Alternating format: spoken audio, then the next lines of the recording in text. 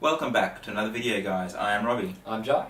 And we are continuing our reviews on the Maze Runner franchise, and we're up to the second film in the trilogy, the Scorch Trials. Hope you guys enjoy.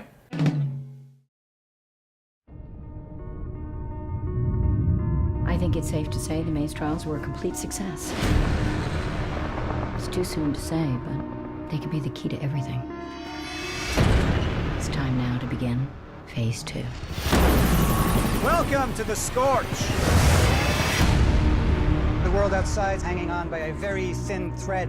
Beyond this door lies the beginning of your new lives. Hey, Thomas, we weren't the only maze.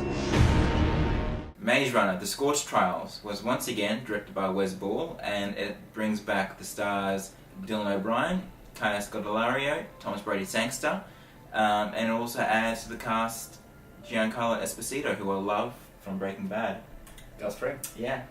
And of course Patricia Clarkson comes back again. Following the events of the first film, the runners are now out of the maze. They've escaped.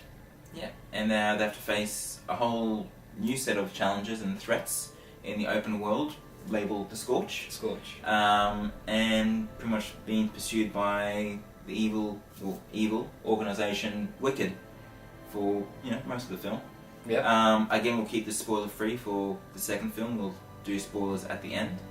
I know we have differing opinions on this movie. Mm-hmm. We do. One of us really liked it. One of us really didn't like it. Yeah. So why didn't you like it? I don't. Honestly, I think it's because, for me at least, it feels a lot different from the first movie. See, that's what I loved about it. I wasn't expecting quite this tonal shift and this tonal change in the plot, which is a problem with me. Like the film, it works fine. I love this one still has the mystery and it still has the suspense and that. But for the first one had this great feeling to it of mystery, adventure, everything that we discussed about the previous movie. This one feels like it abandons that almost in a way, for me at least. And I just thought it was a bit dull. Like there was not enough. I know that you highly disagree with me. Yeah. And I wish I liked this film. Maybe I saw it on maybe I was just having a bad day. Yeah. But when I saw this, I don't know. It didn't hit me like the first film at all. I'll bounce off you. Why did you like it? I loved it because I didn't know what to expect going in, because they were out of the maze. Like, okay, so the film's called Maze Runner, and they're out of the maze. Where are they going to go now? And I just loved how it turned into this apocalyptic thriller. See, I think that's the thing I didn't like. I understand, like, at the end of the first one when you find out exactly what's going on, it's like, okay, this is interesting. And just the direction, which obviously the books took it in, and then the movies followed, yeah. It just wasn't... I don't know if my expectations were something different. They must have been. But, See, I loved... Again, we'll get into spoilers later, but I loved how it delves into more... it really delves into the themes at times of betrayal. Mm-hmm. People you think you can trust, who you can't trust. Kind of like that grey line, what would you do to save humanity? Because you really do see the extent of the damage that has happened to Earth. Mm-hmm. Because like the Scorch is not just like one region of Earth, it's the entire planet from what we're led to believe. And it's a complete wasteland. It's pretty much like Mad Max territory. Oh yeah. And I just loved how it really went into these really dark undertones, and like there's certain bits where characters get hurt and they have to face pretty horrible realities, which is having to sometimes do unspeakable things to save people who are your friends and your family. It's a bit hard to talk about those moments without not doing spoilers. I'll bring those up again later. But there was, not that the first film didn't have its quieter moments, because it definitely did, which I really liked. But this one, the quieter moments, I thought were far more emotionally charged, far more dramatic. I think that's one of the things that didn't quite work as well for me this time around. I think it's those moments that they felt a bit more forced this time around. Right, Like, yeah, so I think it's better at all. So yeah, this is exactly, we're not going to agree here. I thought the film, again, like the first one, was extremely confidently directed by Wes Ball. It's got some stunning shots in it, especially in the first quarter of it when they're really just wandering the wasteland. Mm-hmm. There's some really striking images there, which I loved. Aidan Gillen, who I didn't mention, who I love from Game of Thrones, he comes in as one of the main antagonists, and he is great in this. And there's one scene in particular where it's him and Thomas, and they're not having a face-off in terms of fighting. They're having a face-off just like a war with the words almost. Mm-hmm. And it plays out really... It's pretty short, but it plays out really, really well. One thing I thought about this one, I didn't think Dylan O'Brien was as good as he was in the first one. Yeah, I thought he was. Thomas Brodie-Sangster, I think, gets better with every film he's in. He's a really terrific actor. Mm-hmm. I mean, I loved him in Love Actually. I didn't quite like his character. I thought he was a bit annoying. That wasn't to do with his acting. I thought he was fantastic, especially for like a little kid. Now that he's grown up into a 19, 20-year-old at the time of filming, so I think that's how old he was. He's without a doubt, taking aside like Dylan O'Brien as the main, Newt is the standout for me for both films. Well, he's good. He's fantastic, and just the character arcs it took. Again, I'm not going to mention the name, but one of the main characters has a very interesting character arc, especially towards the end, and completely blindsided me. I loved it. And then, like I already mentioned, Giancarlo Esposito from Breaking Bad comes in. A bit later on in the film he comes in, but then he becomes like a major player. And he's fantastic. There is one scene which I'm not a big fan of. It's kind of like this weird, drugged up party thing. See, I didn't like any of that at which all. I get why they did it, but at the same time, it's definitely his favourite part of the film. But as a whole, I loved it. I thought the chases with the cranks, they call like the infected, those were like terrifying. Like some huge jump scares, like really big jump scares.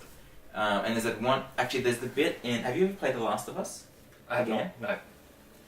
So many times with those bits with the cranks, especially when they're in the sewer, it felt like a live action version of The Last of Us, and it was amazing. It was so cool. Just really playing with darkness and how much you can see on screen is, you never knowing if just beyond the reach of the light is there something there waiting for you. A bit like Alien almost, even.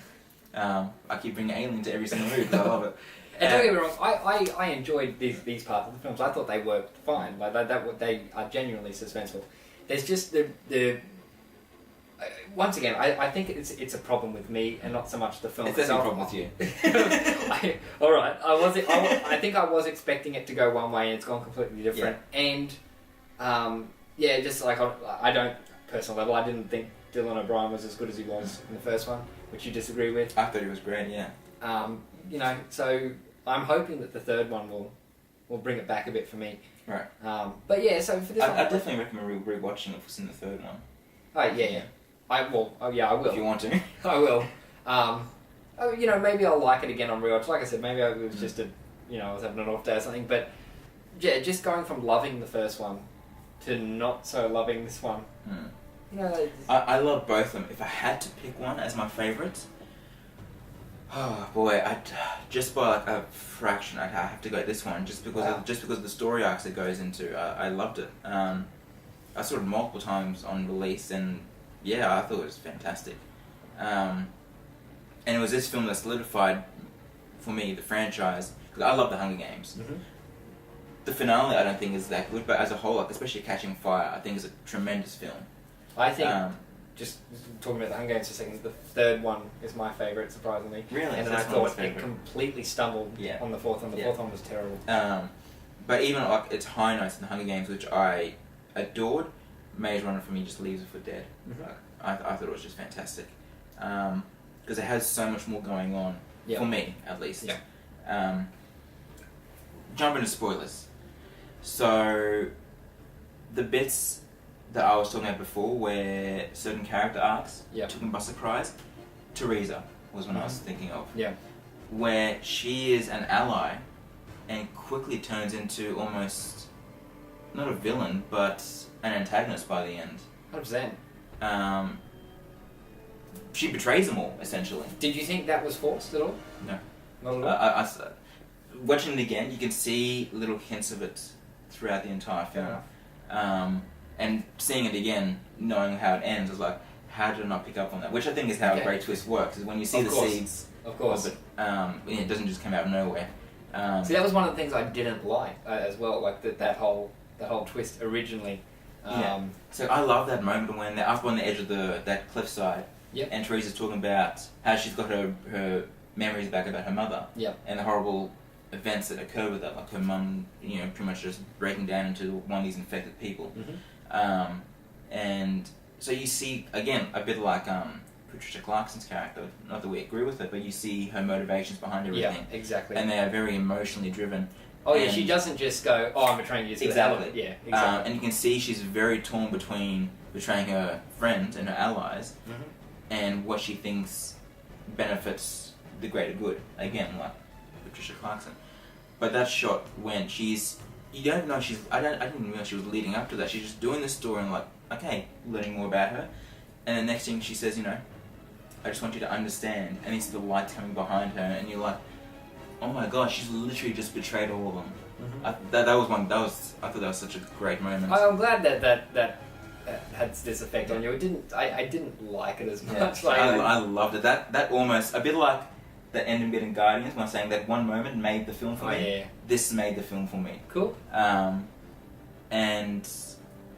then the other bit that I was saying, how I thought it was really great. They really tackled emotional bits where characters have to face unspeakable things almost.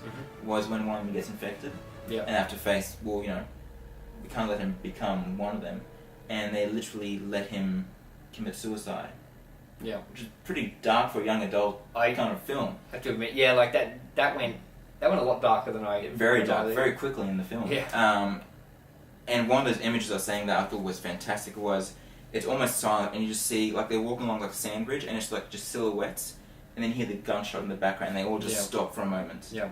And then they keep moving. I thought that was fantastic. So yeah, once again, my dislike for the film, like these moments you're describing, and then talking about, they do work. They just not as much for me. Like the first film, I think just had such a great effect. Like I was right into it, and this one, I just felt a bit disconnected from it all, and which sucks. I wish I didn't, but I had pretty much the reverse effect. I mean, I guess that's the thing with, like I said before, with movies, it's completely up to personal. I mean, I could be completely wrong. Like the movie could be excellent, and I just don't like it. But I don't think there's any right and wrong with liking or disliking movies. It's all up to the individual. But I mean, I cannot wait for The Death Cure. It's been a long time coming, especially with the delay with Dylan O'Brien's unfortunate accident on set. I cannot wait. It's been like 3 years almost since the last one, and yeah, it's definitely one of my most anticipated ones of the year. I can't wait to see it. But star rating overall, if it wasn't for that one scene I was talking about, like the party drugged up scene, it would be an easy 5 stars for me. But the one moment does bring it down a little bit. It's not quite as flawless as I hoped it would be. So I give it a very, very high 4.5 stars. You're gonna hate me, but I'm giving it 2 stars. They'll never stop. So I'm gonna stop them. Don't you want to know why this all happened? You're so close to the truth.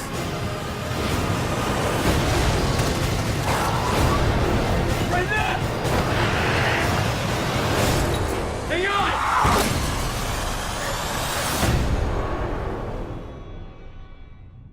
Thanks for watching, guys. Those are our thoughts on the second Maze Runner film in the franchise, The Scorch Trials.